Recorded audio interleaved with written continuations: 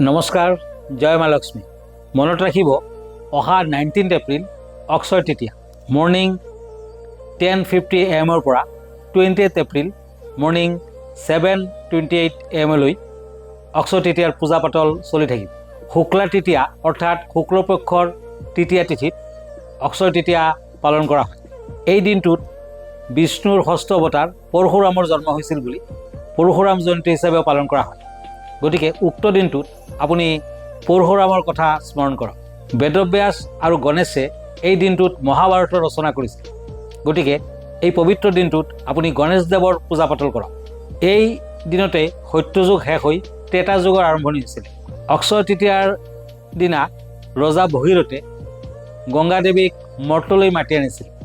গতিকে আপুনি গংগা জলত গা পা ধুই দেৱী লক্ষ্মীৰ পূজা পাতল কৰিলে সোনকালে ফল লাভ কৰিব পাৰিব। মনত ৰাখিব, এই দিনটোতে কুবেৰৰ তপস্যাত তুষ্ট হৈ মহাদেৱে তেখেতক অতুল ঐশ্বৰ্য প্ৰদান কৰিছিল। গতিকে উক্ত দিনটোত আপুনি কুবেৰ যন্ত্ৰমৰ প্ৰতিষ্ঠা কৰক আৰু কুবেৰদেৱৰ পূজা পাতল কৰক। অক্ষয় তৃতীয়াৰ দিনাই আপুনি ঘৰখনৰ পৰা অলক্ষ্মীক বিদায় যদি দিয়ে, তেতিয়া দেৱী লক্ষ্মীৰ পূজা পাতল কৰক। নিশ্চয় অলক্ষ্মী বিদায় হ'ব আৰু আপুনি অভূতপূৰ্ব ধন সম্পদৰ গৰাকী হ'ব পাৰে। এই তিথিতে পুৰীত জগন্নাথ দেৱৰ ৰথযাত্ৰা উপলক্ষে ৰথ নিৰ্মাণৰ কাম আৰম্ভণি হয়।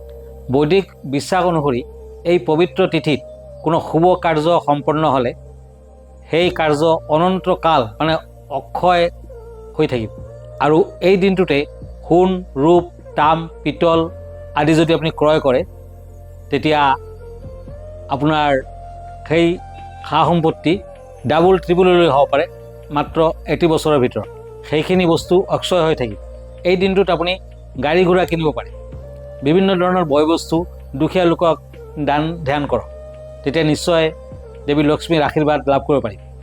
আৰু এই পবিত্ৰ দিনটোত হালধীয়া কাপোৰত হালধীয়া মিঠাই, হালধীয়া ফ্ৰুটছ হালধীয়া ফল, আহঁত গছৰ তলত পিতলৰ পাত্ৰত অকণমান গুড়, চাউল আৰু ধূপ দীপৰ সৈতে আগবঢ়াওক।